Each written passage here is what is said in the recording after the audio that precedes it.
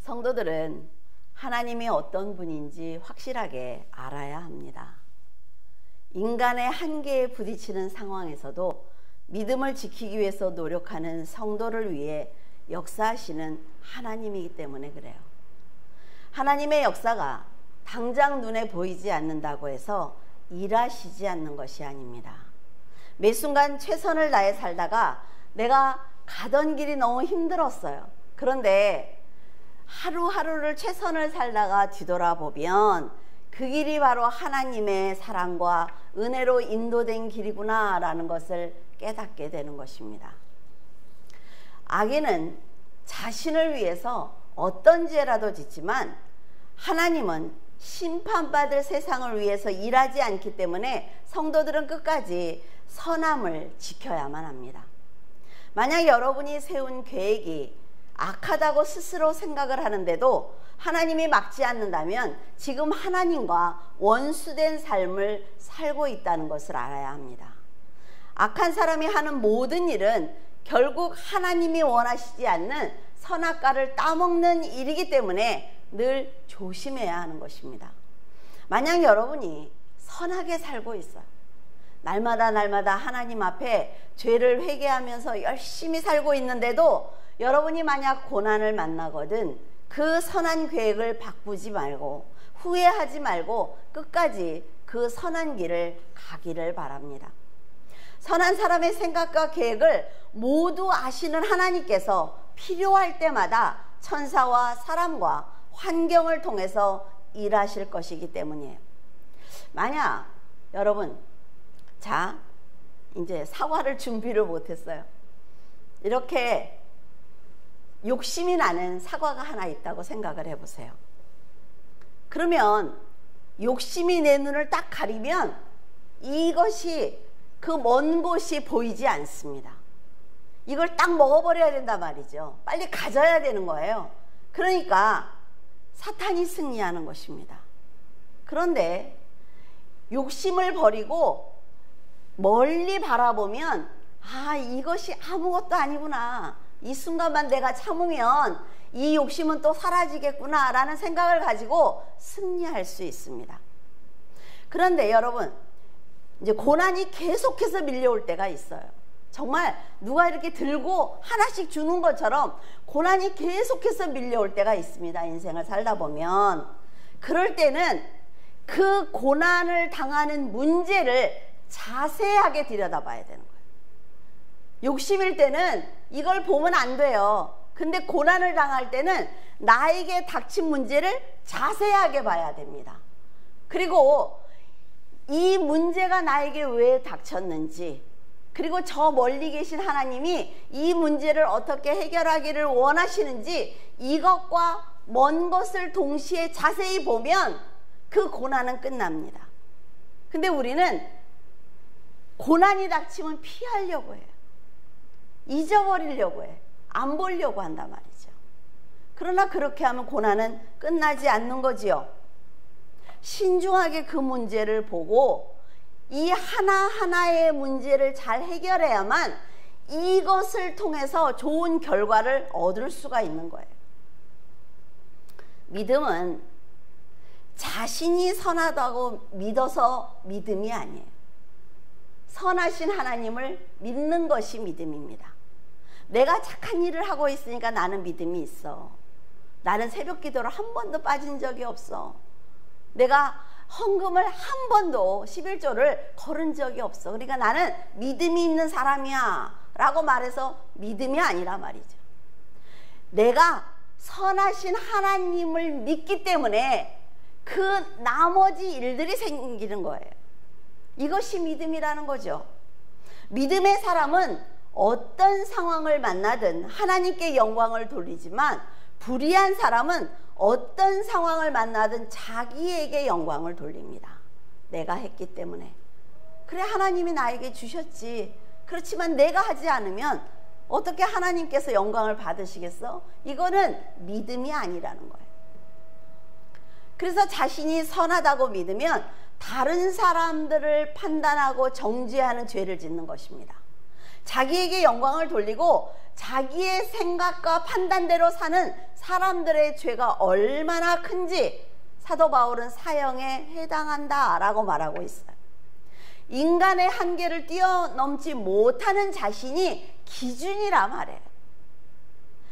나에게 주어진 일들이나 모든 것들은 내 머리에서 나오는 거예요. 그 한계를 절대로 뛰어넘지 못합니다. 그런데 자기가 지혜롭다고 생각을 하니까 그 어리석은 지혜를 지혜로 한단 말이죠. 하나님과 멀어져도 두려움 없이 사는 거예요.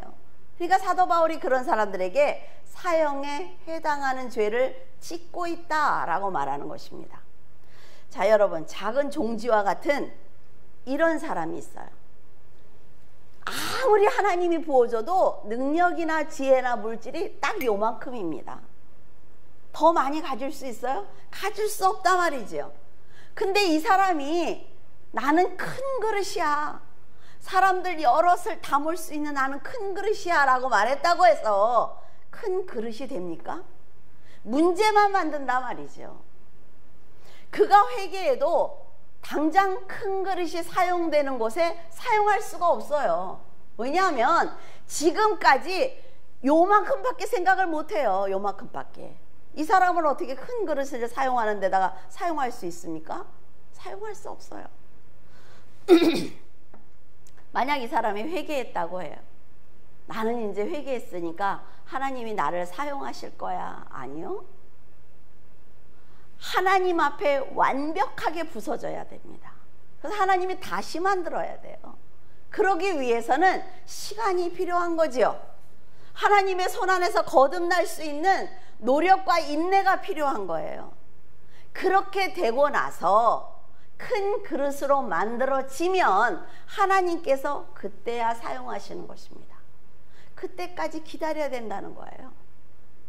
자, 2장에 바울은 편지 형식을 바꾸고 있습니다. 1장에 말한 것을, 그 죄를 2장에서 누군가 반박하는 것을 들은 것처럼 2장에 편지를 쓰고 있어요.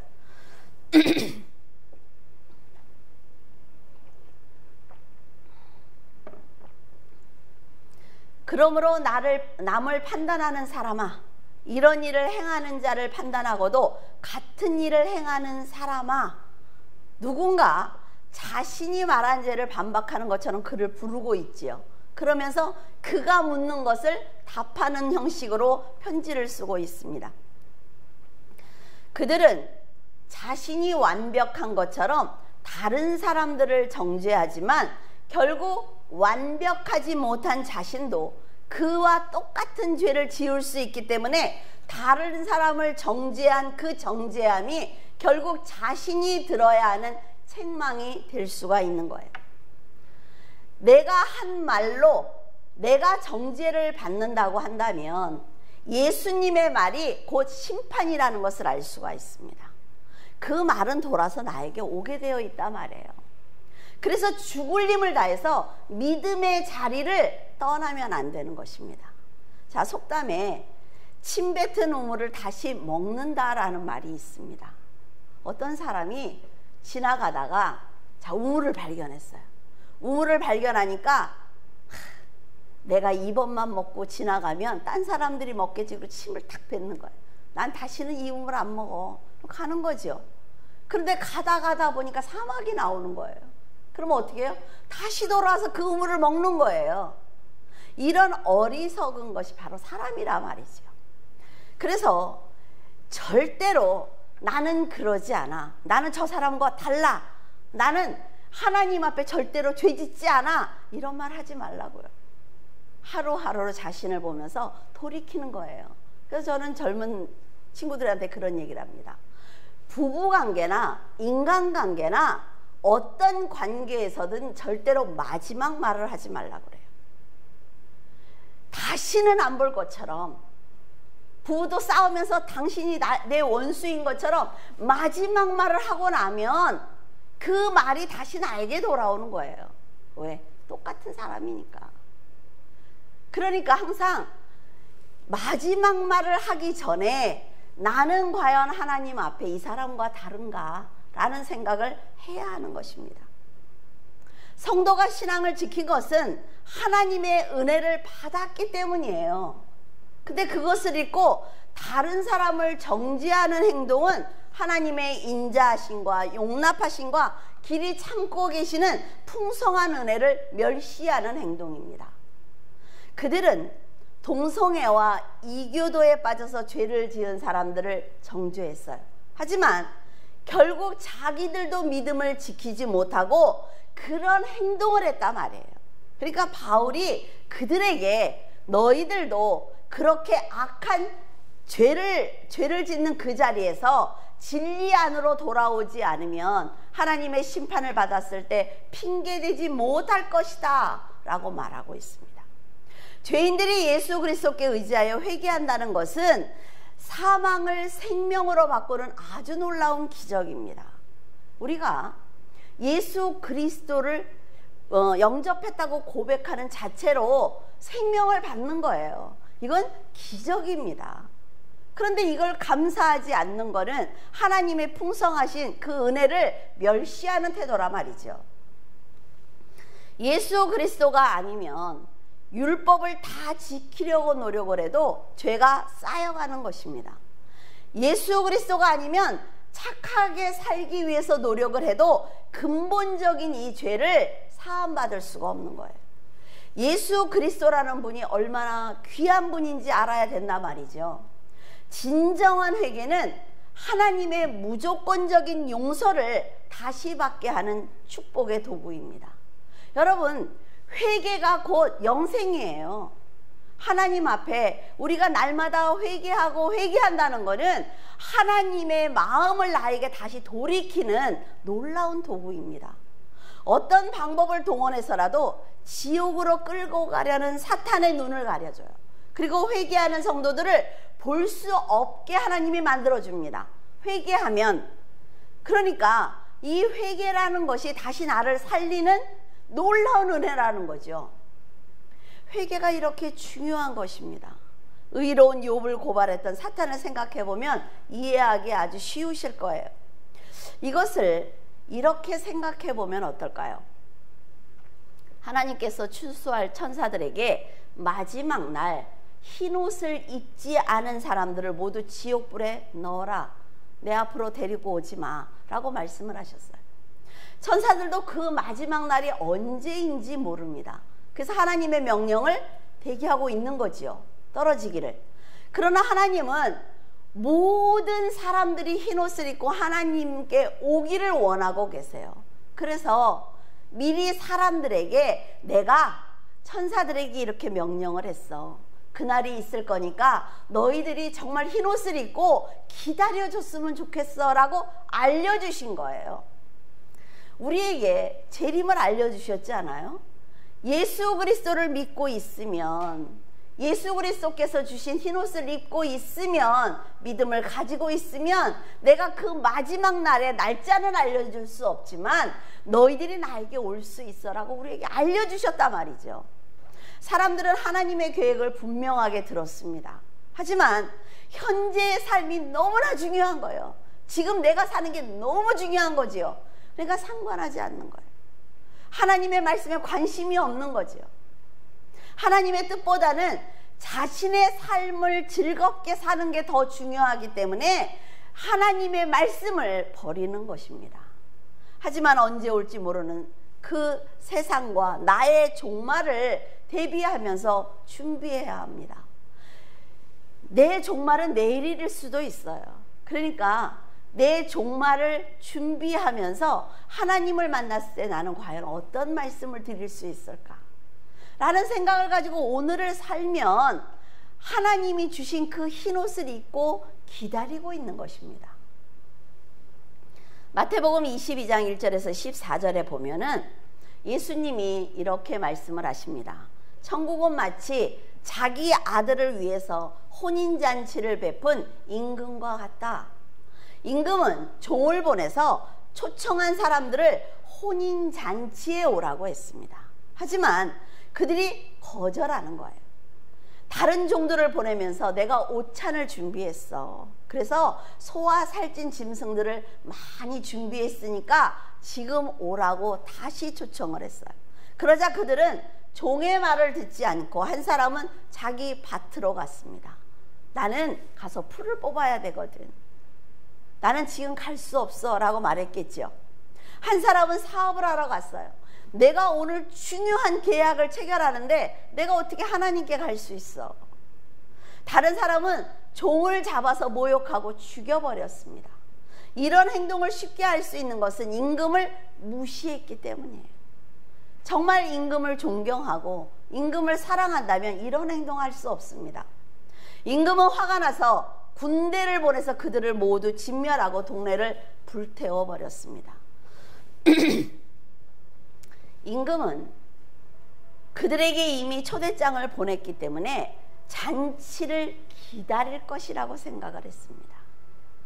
그래도 내 백성인데 설마 내가 초청장을 보냈는데 그러겠어? 다 좋은 옷들을 입고 기다리고 있겠지라는 생각을 했겠지요.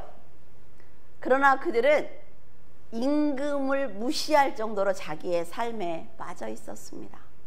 누가복음에도 이와 비슷한 상황이 기록되어 있어요. 그래서 누가복음과 마태복음을 섞어서 말씀을 전하려고 해요. 누가복음에서는 밭을 사고 소를 사고 장가를 가야 되기 때문에 나는 그 잔치 자리에 갈 수 없다고 거절을 합니다. 사람들은 초청을 거부한 정도가 아니라 보낸 사람들을 다 죽여버렸단 말이에요. 임금의 잔치를 알고 있었던 이들이 왜 이런 일을 했을까요? 그때는 초청하는 날짜만 가르쳐 줬다고 해요. 몇 시에 와, 이게 아니라 임금이 25일 날 너희들을 초청할 거야. 그러면 25일 날 하루 종일 준비를 하고 기다려야 되는 거예요. 하나님도 유대인들이 예수님을 영접할 수 있도록 미리 선지자들을 통해서 초림 예수님에 대해서 알려주셨습니다. 이스라엘 백성에게 먼저 구원의 기회가 주어진 거예요. 그들은 아주 특별한 존재들입니다. 이스라엘 사람들은. 하지만 그들은 하나님의 종인 선지자를 거부했죠. 그리고 예수님은 물론 예수님의 제자들을 잡아서 죽였습니다. 많은 유대인들은 하나님의 초대를 거절한 거예요. 받고도 거절한 것입니다. 그들은 예수님처럼 초라한 메시아를 원하지 않았습니다. 다윗 왕처럼 이스라엘을 독립을 시키고 자기들을 부강하게 해줄 왕을 기다리고 있었어요. 그러니까 초라한 예수님이 메시아라는 것을 받아들일 수 없었습니다. 이사야의 예언처럼 흠모할 만한 아름다운 것이 없었기 때문에 예수님은 멸시를 받았고 사람들에게 조롱을 받았어요. 그리고 버림을 받았습니다. 그들이 초청을 거부한 것은 오로지 세상의 삶을 위해서입니다. 하지만 그들은 임금에게 속한 백성이라 말이죠. 하나님께서 여러분을 부르셔서 여러분이 교회에 나오셨어요. 그리고 스스로 나는 성도라고 말하고 있습니다. 나는 그리스도인이라고 말하고 있어요. 그런데 하나님과 화목하기를 거절하고 있습니다. 왜? 내가 하나님과 화목하기 위해서는 시간이 필요해요. 물질도 드려야 돼요. 그리고 힘써 일도 해야 돼요. 나는 이럴 시간이 없다는 거죠. 나는 세상에서 저 사람보다 잘 살아야 되고 내 자식이 저 사람의 자녀보다 더 잘 돼야 되기 때문에 나는 하나님께 드릴 것이 없다는 것이 지금 우리들의 생각입니다. 그러나 하나님과 화목해야만 합니다. 하나님이 이미 주신 거예요. 우리에게 모든 걸 다 주셨어요. 그리고 하나님이 뭐라 그러시냐면 사탕 한 개를 입에다 넣어주는 자녀처럼 함께 하자라고 말씀하시는 거예요. 여러분들 거를 탐하시는 분이 아니라 말이죠. 화가 난 임금은 그들을 모두 진멸시키고 난 후에 초대받지 못한 사람들, 즉 어떤 사람이든지 구분하지 말고 다 만나는 대로 이 잔치 자리에 데리고 와라 라고 명령을 하셨습니다. 종들이 길에 나가서 악한 자나 선한 자를 만나는 대로 모두 잔치 자리에 데려왔지요. 그러니까 그 잔치 자리에, 혼인 자리에는 손님들이 가득 찼습니다. 유대인들이 그 초청을 거절하자 하나님은 이제 혈통적인 유대인 이스라엘이 아니라 이방인들을 불러서 구원의 자리에 하나님의 나라의 상속자의 권리를 주고자 하신 것입니다. 우리는요, 유대인들이 거절했기 때문에 받은 복이에요. 이렇게 빨리 우리들이 하나님 앞에 설 수 있는 그런 사람들이 아닙니다.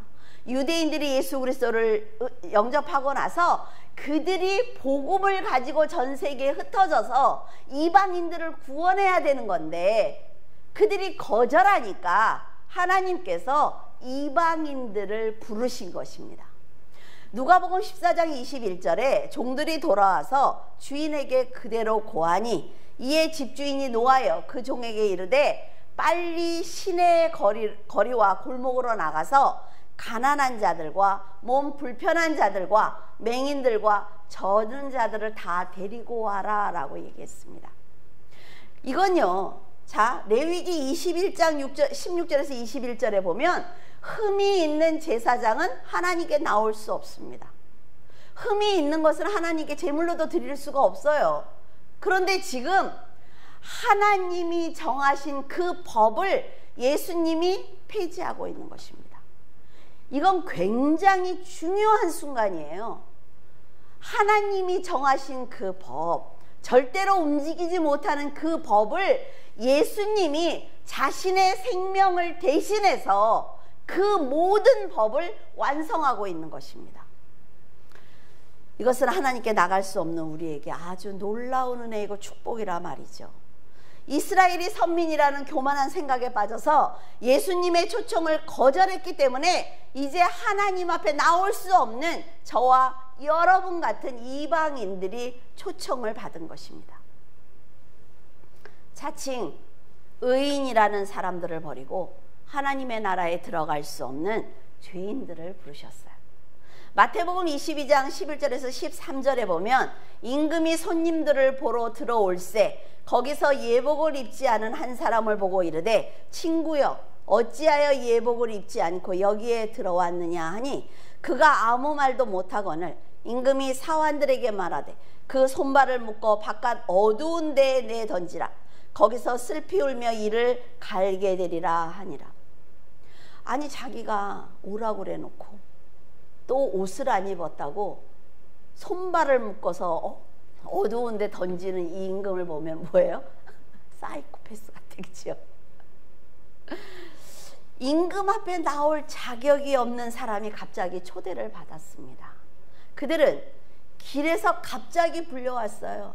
내가 장애인인데 절대로 임금 앞에 나갈 수 없는 내가 갑자기 종들이 와서 궁으로 가자는 거예요. 그래서 왔어요.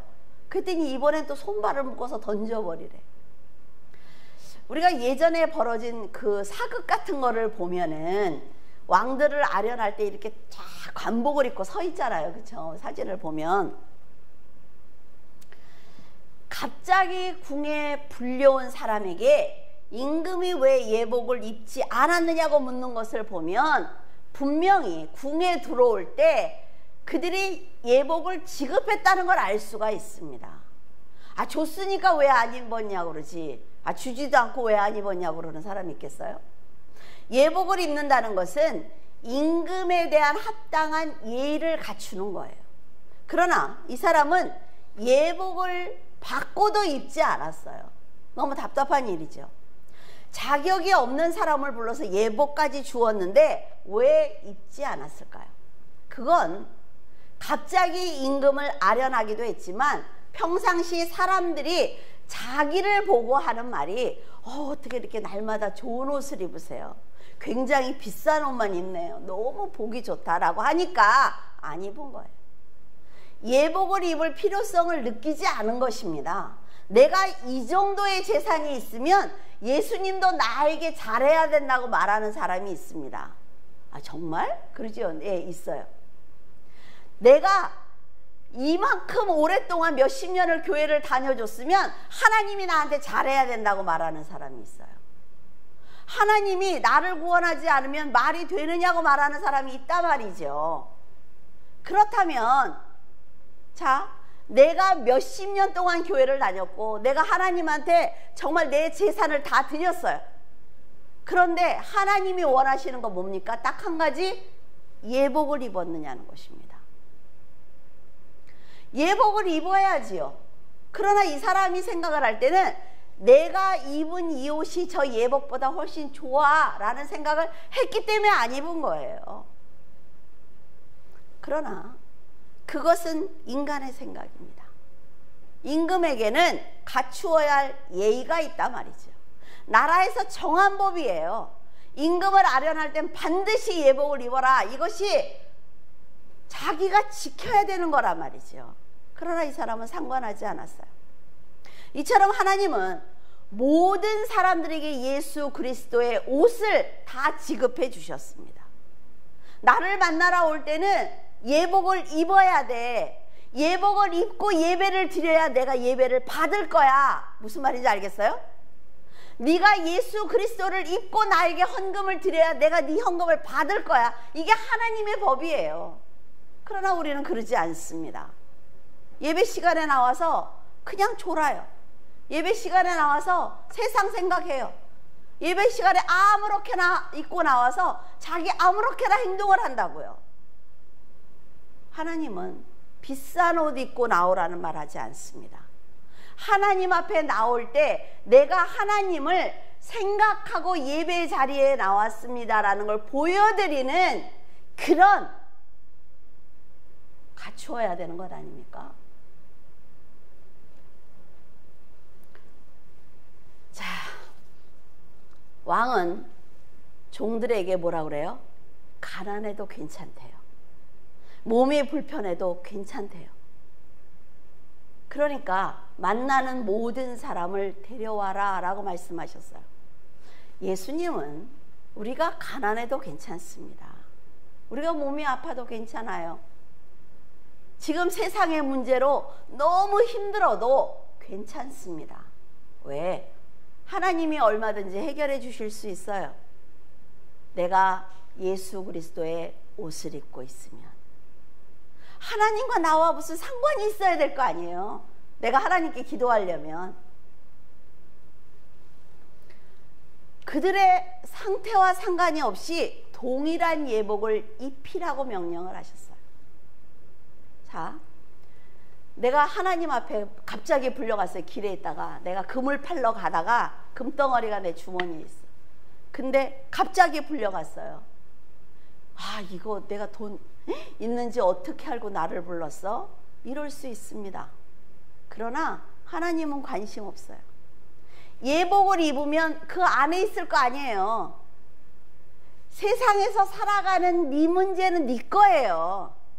하나님은 오직 보시는 것이 예수 그리스도의 흰옷을 입고 나에게 나왔느냐는 거죠. 그래서 흰옷을 입고 하나님 앞에 나왔을 때 그 세상의 문제도 도와주시는 것입니다. 잘 생각을 하셔야 돼요. 그런데 사람들은 자신이 가진 지식과 재물, 정성이 충분하다는 생각을 합니다. 내가 얼마나 하나님 앞에 정성을 들였는 줄 알아?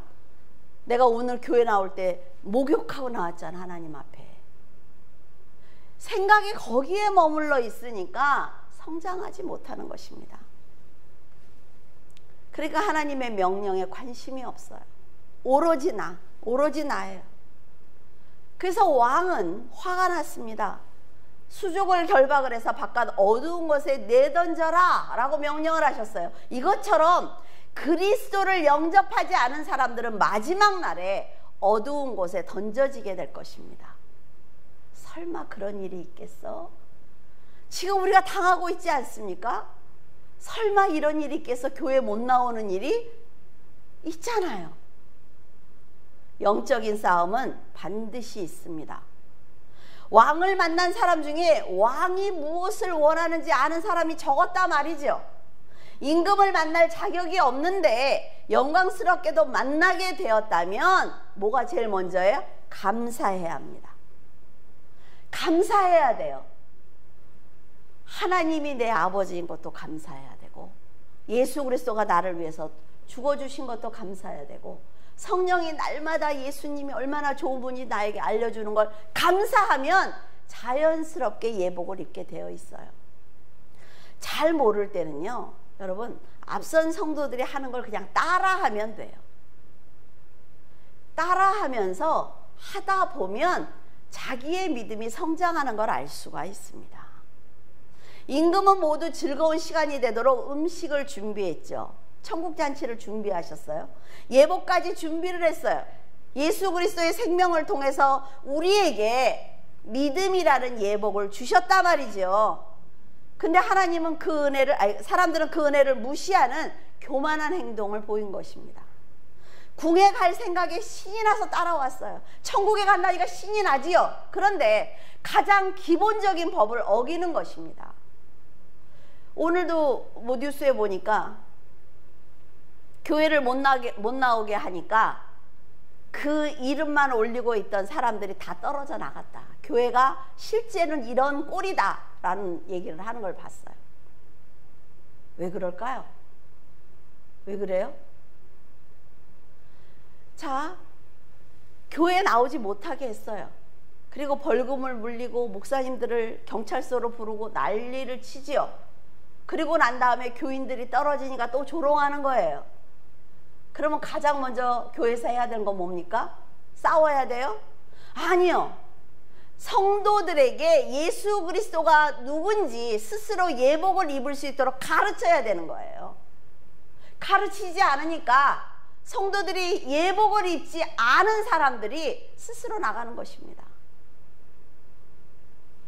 여러분, 예수 그리스도를 알고 믿으라는 말씀을 어긴 사람은 천국에 갈 수 없습니다. 절대로 갈 수 없어요. 내가 수십 년을 교회 다녀도 소용이 없고 내 전재산을 다 드려도 소용없단 말이죠. 임금의 명령이 절대적이라는 것을 잊는 순간 생명까지 다 빼앗기게 되는 것입니다. 그들이 어두운 곳에서 이를 갈고 있어요. 왜 갈까요? 억울하니까 가는 거예요. 이를 스스로 생각할 때 내가 뭘 했거든. 아니, 내가 물줄기 교회에서 장로였는데, 내가 권사였어, 안수집사였어, 내가 목사였어. 그런데 나를 일을 가는 거예요. 내가 남들이 다 놀러 가는데 놀러 가지 않고 나는 그 교회에 나왔어. 그리고 내가 얼마든지 쓸 수 있는 그 돈을 헌금으로 드렸는데 하나님이 나한테 이럴 순 없지. 그리고 이가는 것입니다. 하나님을 모르고 헌신하지 않은 사람은 이갈지 않아요. 그러니까 나중에 억울해하지 않도록 하나님이 가장 먼저 얘기하는 거, 첫사랑을 회복하시라고요. 예수 그리스도의 옷을 입는 그 사랑을 회복하면 되는 거예요. 전능하신 하나님을 만날 수 있는 길은 예수 그리스도를 영접하는 것뿐입니다. 하나님은 언제나 중심을 보신다고 알려줬어요. 나는 네가 정말 수천만 원짜리 밍크를 입고 나와도 나는 네 옷을 보지 않아. 나는 네 중심을 봐. 근데 그들은 교만과 위선으로 자신을 포장한 것입니다. 그러니까 억울한 거죠. 이것을 보면 하나님을 전혀 모르는 사람들이 일을 가는 것이 아니라는 거예요. 내가 교회를 다니면서 성경을 읽고 헌신했기 때문에 자신은 하나님을 알고 있다고 자부합니다. 그러나 그렇습니까? 하나님이 원하시는 것이 무엇인지 알아야 된단 말이에요. 그래서 하나님이 보내신 그 예수 그리스도를 믿는 것이 하나님이 원하시는 거예요. 쉽지 않습니까? 하나님이 여러분에게 돈 달래요? 그렇지 않아요. 교회가 썩었기 때문에, 목회자들이 썩었기 때문에 성도들이 진리의 길을 벗어나는 일들이 생기고 있지만 그 성도들이 난 더 나쁘다고 생각을 해요. 왜? 하나님이 성경을 줬잖아요. 왜 그 성경을 주지 않고 저 목사가 나를 그렇게 인도했기 때문에 나는 이렇게 살 수밖에 없었다는 얘기를 왜 합니까? 핑계가 되지 않는단 말이죠. 절대로 핑계가 되지 않습니다, 여러분. 바울은 이런 일을 행하는 자는 하나님의 심판이 진리대로 그에게 임할 것이다 라고 말하고 있습니다. 바울이 이교도와 우상을 섬기는 사람들의 죄를 지적을 하니까 유대인들이 생각을 했을 때, 바울의 말을 처음에 탁 들었을 때 어떤 생각이 드냐? 나는 율법을 지키고 있으니까 괜찮아. 바울이 그 사람들 욕하는 거 당연해 라는 생각을 했어요. 그리고 이방인들은 나는 교회를 다니고 있으니까 그 사람들과 달라. 그러니까 바울이 욕하는 거 맞아 라는 생각을 했습니다. 그러자 바울은 그들에게 너희가 지금 그들을 판단하고 있지만 하나님이 보실 때 너희도 똑같은 죄를 짓고 있는 것이다 라고 아주 날카롭게 지적을 합니다. 교회에 다니면 교회를 다니지 않는 사람을 정죄하고, 자기가 성경을 읽고 기도하면 성경을 읽고 기도하지 않는 사람들을 정죄하는 죄와 똑같은 거예요.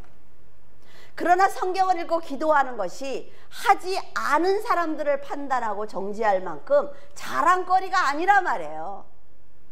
아주 당연한 일입니다. 내가 밥을 먹으면서 밥 잘 먹는다고 막 누가 나를 칭찬하나 이래요? 당연한 거예요. 어린 아이들, 연약한 아이들은 밥을 먹이기 위해서 가르치느라고 칭찬을 하지요. 처음에 교회에 온 사람들에게 성경을 읽으면 막 칭찬을 해요. 그런데 제가 성경을 이렇게 많이 읽었어요. 그리고 자랑합니까? 그건 뭐예요? 여지까지 안 했다는 거잖아요. 당연한 일을 하면서 자랑하는 사람처럼 어리석은 사람이 없습니다. 나는 교회를 다니니까 그들과 다르다고 한다면 하나님은 정말 네가 그 사람을 판단할 정도로 달라? 다시 한번 생각해봐 라고 말씀하실 거예요. 우리가 마음으로는 음욕을 품고 있으면서 가늠하다 잡혀온 여인을 죽이라고 소리치는 그 자리에 나도 함께 서 있는 것은 아닌지 한번 생각해 보시기를 바랍니다. 4절에 혹 내가 하나님의 인자하심이 너를 인도하여 회개하게 하심을 알지 못하여 그의 인자하심과 용납하심과 길이 참으심이 풍성함을 멸시하느냐. 하나님은 성도들이 남을 판단하고 정죄하기도 하고 부도덕한 삶을 살고 교만한 말과 행동을 하는 것을 보시면서도 끝까지 참고 계십니다. 하나님의 인내는 참으로 놀라워요. 성장하는 과정일 수가 있으니까 내가 조금 더 기다려줘야지. 스스로 깨닫는 시간이 필요하니까 기다려줘야지. 돌이키는 시간도 필요하니까 내가 기다려줘야지. 하나님은 스스로 당신이 인내하시면서 참 여러 가지 이유를 대실 거예요. 하나님의 마지막 심판이 늦게 오는 것은요, 어쩌면 회개해야 되는 우리에게 축복일 수도 있습니다. 주 예수여 어서 오시옵소서 막 이렇게 기도하는 사람 보면 너무 부러워요. 난 못해요 그거를. 주 예수여 오시옵소서 그러다가 쟤 좀 묶어가지고 어두운데 던져버려 이러시면 어떡해. 근데 하나님이 이렇게 인내하시니까 사람들이 도리어 그 사랑을 악용하는 것입니다. 당장 심판을 받지 않으니까 징벌하시지 않는 하나님의 그 너그러움을 이용해서 자신의 이익을 탐하고 죄를 짓고 있는 거예요. 유대인들과 교회 다니는 이방인들이 세상과 구별할 수 없는 어리석은 삶을 사는 것은 하나님의 풍성한 은혜와 사랑을 업신여기기 때문입니다. 하지만 하나님은 그런 사람들과 상관하지 않으세요. 그들이 아무리 하나님을 조롱하고 기독교를 개독교라고 하고 내가 교회를 다니니까 이렇게 잘 살아 라고 말을 하든 말든 하나님은 상관하지 않습니다. 하나님은 그저 정하신 그때까지 참고 기다리시는 거예요. 어린아이들도 늘 잘하지 않잖아요. 하다가 잘못할 때 있잖아요. 그럼 엄마가 어때요? 잘못할 때마다 야단치고 때려요? 기다려줘요. 똑같은 것입니다. 그러면서 더 많은 사람들이 복음을 듣고 하나님께 나오기를 원하고 계시는 거예요. 그걸 우리들이 해주기를 원하시는 거지요. 사람들은 자기가 똑똑해서 자기가 많이 알아서 잘 살고 있다고 생각을 합니다. 이건 착각이에요. 하나님이 기다려 주시기 때문에 나에게 내 인생에 오늘 이런 일도 있고 이런 일도 있는 거예요. 내가 어려울 때도 있고 내가 잘 살 때도 있습니다. 인생은. 그래서 자랑할 수 없는 거예요. 하루하루의 인생이 어떻게 되는지 모르니까 멀리 보면서 내가 저 천국에 갈 때까지 여기서부터 하루하루를 어떻게 살 것이냐. 웅덩이에 빠지면 깨끗이 씻기도 하고 친구도 만나고 가면서 또 금덩어리를 줍기도 하고 가는 거예요. 근데 하나님 앞에 갔을 때 다 버리고 예수 그리스도라는 흰옷만 보여드리는 거죠. 그러면 내가 이 흰옷을 얼마큼 깨끗하게 보존해서 가지고 왔느냐, 이것을 가지고 하나님은 상급을 주실 것입니다. 죄를 반복해도 징계가 없자 사람들은 교만해지고 잔인해지고 있어요. 이런 행동은 자기가 얼마나 무가치한 사람인지 잊고 있다는 증거입니다. 자신이 선을 행했기 때문에 형통하다는 생각은 바로 자신의 선의 무가치함을 알지 못하는 어리석은 사람이에요. 하나님은 악을 실제로 드러내서 정말 악하게 사는 사람과 선을 겉으로 가장을 해서 교만하고 교활하게 사는 사람들을 하나님은 동일하다라고 말씀을 하십니다. 네가 사람을 착한 것으로 속였어. 잘했어. 그런데 나는 알고 있어. 네가 어떤 사람인지. 그래서 중심을 보시는 하나님께 모든 삶을 판단받는다는 것을 믿고 돌이키는 사람이 하나님의 나라에 들어갈 수 있는 것입니다. 세상을 살면서 어떻게 죄를 짓지 않습니까? 죄를 질 수 있어요. 그런데 날마다 돌이키는 거예요. 예수 그리스도는 마지막 날 양은 오른편에 염소는 왼편에 두시겠다고 했어요. 자, 양에게 말씀하시기를 내 아버지께 복을 받은 자들이여 나와 창세로부터 너희를 위해 예비된 하나님의 나라를 상속받아라 라고 말씀하셨어요. 하나님의 기업을 받는다고 하죠. 그럼 우린 뭐예요? 사업체를 받나? 천국에 가서 사업을 하나? 우리가 하나? 이런 생각을 할 거예요. 그렇죠? 하나님이 주시는 기업이 뭐예요? 하나님 자신이에요. 하나님 자신을 우리에게 주시는 거예요. 그래서 내가 하나님으로 인해서 그 아름다운 곳에서 하나님과 함께 사는 거예요. 하나님의 기업을 받은 자로서. 양은 양으로 만들어주신 하나님의 뜻에 순종하면서 양으로 살아왔습니다. 하나님의 법을 지키기 위해서 노력하는 사람들이 양이죠. 하나님의 말씀을 늘 자신의 기준에 의해서 판단하고 거역하는 사람들이 염소입니다. 그러면 뭐예요? 염소도 하나님의 말씀을 받았다는 것입니다.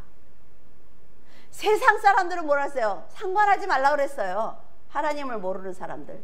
이 아래서 결정이 나는 거예요. 또 우리는 하나님의 형상을 닮은 사람이기 때문에 하나님이 정하신 법대로 살아야 되는 것입니다.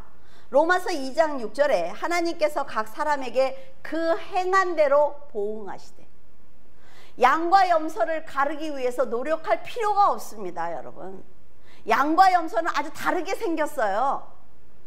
양은 양의 모습대로 나오겠지요. 성도는 성도의 모습대로 나올 것입니다.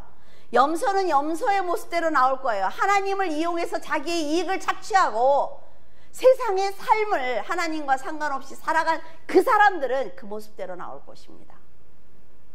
양과 염소를 구분하기 위해서 애쓸 필요가 없다 말이죠. 하나님은 중심을 보시기 때문에 하나님을 속일 수 없습니다. 평생 선하게 산 것처럼 사람을 속일 수 있지만 하나님은 그 사람이 어떻게 살아왔는지 모두 아시기 때문에 상급과 심판을 주실 때 고민하시지 않습니다. 고린도후서 5장 10절에 이는 우리가 다 반드시 그리스도의 심판대 앞에 나타나게 되어 각각 선악간에 그 몸으로 행한 것을 따라 받으려 함이니라. 남들이 해서 내가 따라간 거 아니요. 내가 한 거. 내가 살아가면서 내가 결정하고 내가 말하고 내가 행동한 내가 한 것, 그것을 가지고 심판하시겠대요. 완전 범죄를 꿈꾸면서 사람들을 완벽하게 속였는데 하나님 앞에서 그 죄가 적나라하게 드러난다면 그 마음이 어떨까요? 너무 부끄러울 것 같아요. 내가 몰래 도둑질을 하고 있는데 주인이 와서 불을 탁 켰어요. 얼마나 깜짝 놀랄까요? 먼저 성도들은 하나님을 속일 수 없다는 것을 일단 믿어야 됩니다. 믿으세요. 하나님을 속일 수 없습니다. 그래서 우리가 회개할 수 있는 기회는 지금 이 육신을 가지고 있는 지금뿐입니다. 내일이 아니에요. 지금뿐이에요. 지금뿐. 다음에 회개하고 기도했다고 생각을 하다가 오늘 육체를 벗게 되면 더 이상 회개할 기회가 없습니다. 기회가 없어요. 에스겔 33장 30절에서 33절에 인자야 내 민족이 담 곁에서 와 집문에서 너에 대하여 말하며 각각 그 형제와 더불어 말하여 이르기를, 자 가서 오늘 설교 좀 들어보자 이 얘기예요. 여호와께로부터 무슨 말씀이 나오는가 들어보자 하고 백성들이 모이는 것 같이 내게 나오며 내 백성처럼 내 앞에서 앉아서 내 말을 들으나 그대로 행하지 아니하니, 오늘 목사님 설교 너무 은혜되지 않니? 이러고 안 살아. 그 얘기예요. 지금 이는 그 입으로는 사랑을 나타내어도 마음으로는 이익을 따름이라. 그들은 내가 고운 음성으로 사랑의 노래를 하며 음악을 잘하는 자같이 여겼나니 내 말을 듣고도 행하지 아니하거니와 그 말이 응하리니 응할 때에는 그들이 한 선지자가 자기 가운데 있었음을 알리라. 목사님이 얘기했던 그게 그대로 이루어지네. 정말이다 라는 말을 한다는 거예요.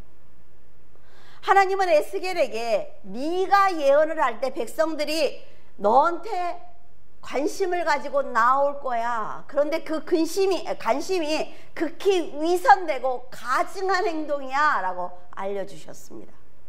그들은 회개와 구원의 소망을 듣고 하나님의 뜻을 알고자 에스겔에게 나온 것이 아니라는 말이에요. 예언 중에 혹시 내가 들어서 도움이 될 것이 있나? 내가 그래 오늘 이 문제가 있어요. 그래서 나와서 그 문제에 대한 답을 듣고 나가서 그렇게 살면 좋은데, 알았어. 그래 교회 가서 설교를 들으면 내 문제가 해결되잖아. 그래서 내가 교회를 못 나가. 지금 이런다는 거예요. 자, 에스겔이 노래로 말씀을 전했습니다. 다윗이 음률에 의해서 말씀을 전했다 그러고 써 있잖아요. 시편을 보면. 그러니까 선지자들이 이렇게 노래를 하면서 했기 때문에 저처럼 음치는 참 어려웠을 것 같아요. 그때 있었으면. 그렇죠? 그런데 에스겔이 하는 노래를 듣고 와 잘하네. 에스겔 역시 노래를 잘해. 이렇게만 생각을 할 뿐 말씀에 집중하지 않은 것입니다. 말씀을 깨닫고 회개하는 것이 아니라 아무런 결단이나 돌이킴이 없었다는 거죠.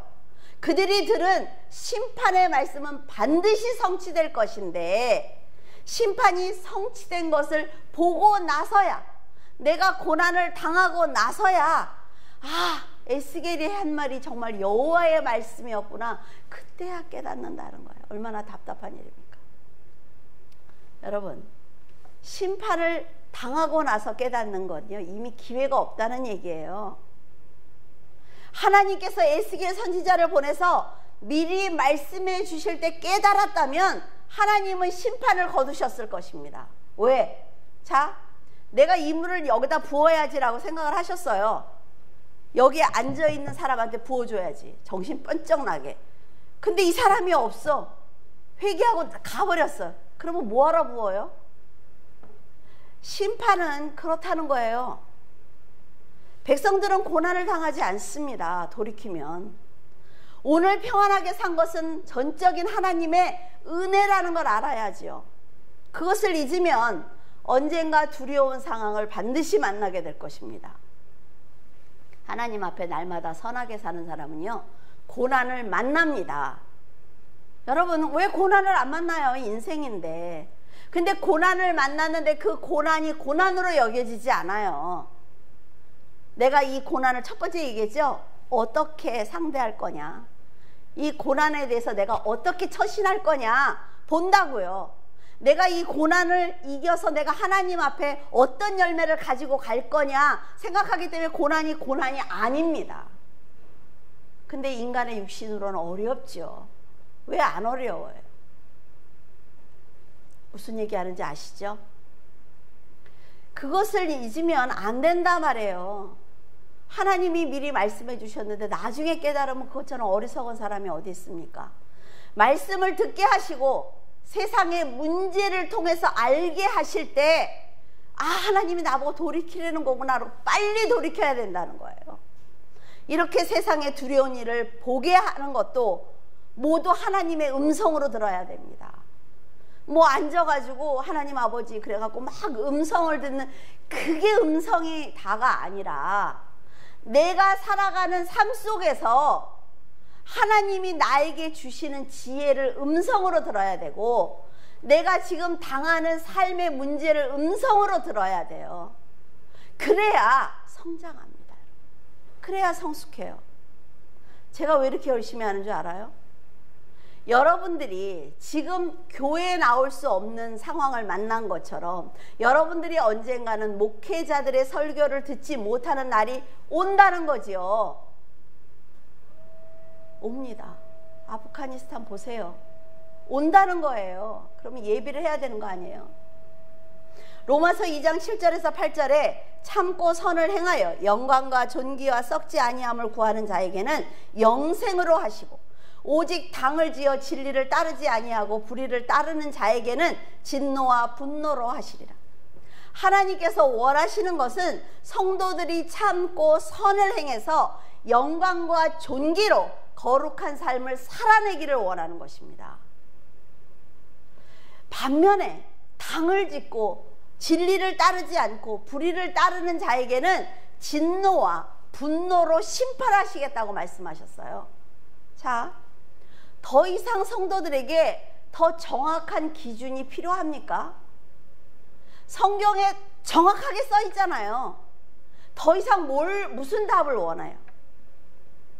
나는 모르겠어. 성경을 읽어도 모르겠어. 하나님이 나한테 원하는 게 뭔지 모르겠어. 맨날 이런 얘기만 하고 있으면 하나님께 가는 천국의 길도 모르죠. 알아야 됩니다, 여러분. 알아야 돼요. 사람들은 자신의 모든 행위가 깨끗하게 보이겠지만 여호와는 심령을 감찰하시는 분이기 때문에 인간이 주장하는 선이 아닐 수 있습니다. 그래서 율법 없이 범죄한 자는 율법 없이 망하고, 율법 있고 범죄한 자는 율법으로 심판을 받는다고 했어요. 뭐예요? 죄는 무조건 심판을 받는다는 얘기예요. 하나님 앞에서 율법을 듣는 자가 의인이 아니요 오직 율법을 행하는 자라야 의롭다 인정함을 받는다라고 말씀하신 것은, 율법의 요구가 무엇인지 아는 사람이 바로 예수 그리스도를 영접한 사람이다 라는 말씀을 하시는 거예요. 믿음을 가져야, 믿음을 갖고 하나님의 말씀대로 진리의 길을 가야 구원받는다 라는 얘기, 한마디로 얘기해서 사람의 최선은 최선이 아닙니다. 그리스도의 말씀대로 해야만 그것이 최선이에요. 진리와 상관없는 자신의 노력과 정성으로 최선을 다하지 말고 항상 말씀을 중심으로 모든 것을 판단하고 결정하는 훈련을 해야만 합니다. 여러분들을 처음 만나서 여러분들의 생각을 깨는 게 너무 힘들었어요. 정말로 힘들었습니다. 여러분들이 갖고 있는 그 율법의 지식을 버리지 않기 때문에 저는 여러분들이 볼 때 신앙생활을 참 자유롭게 엉망으로 하는 사람이었을 거예요. 그러나 여러분, 그렇게 신앙생활을 하면서도 수갑 찬 것처럼 그런 신앙생활을 하는 거는 하면 안 되는 거예요. 하나님이 우리한테 그걸 원하지 않는데 왜 우리가 스스로 족쇄를 차고 있습니까? 이렇게 선하게 사는 성도는 하나님의 심판을 아예 염려하지 않아도 돼요.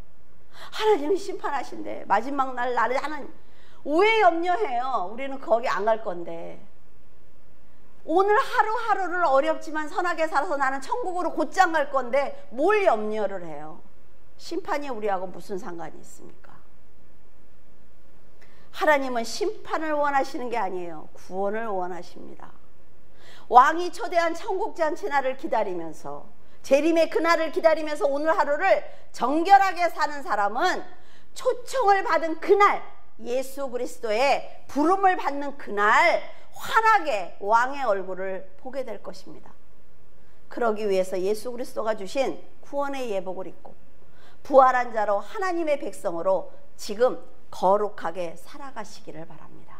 기도하겠습니다. 하나님 아버지, 은혜를 감사를 드립니다.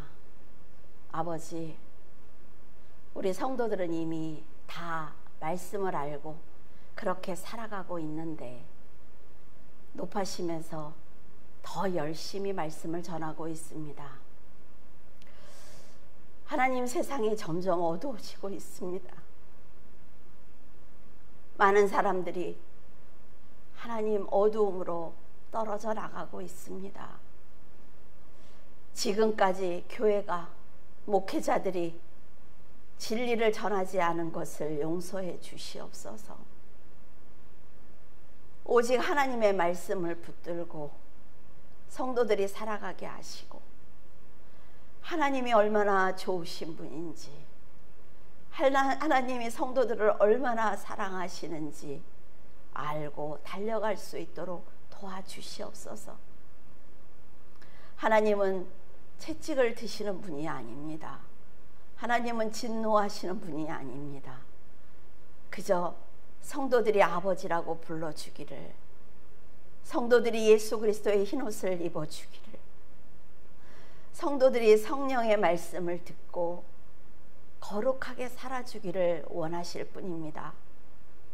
저희들 그것을 깨닫기를 원합니다. 하나님의 잔잔한 음성을 듣게 하시고 하나님께서 인도하시는 하나님 진리의 길을 걸어가게 하시며 성령께서 알려주시는 기쁨의 삶을 살아낼 수 있도록 도와주시옵소서. 저희들이 이렇게 살면 하나님은 스스로 기쁨을 누리신다고 했습니다. 그것이 하나님을 영화롭게 해드리는 일이라고 했습니다. 하나님, 저희들 믿음으로 살게 하시고 물줄기 교회 귀한 성도들을 축복하여 주시옵소서. 감사하며 우리 주 예수 그리스도 이름으로 기도드립니다. 아멘.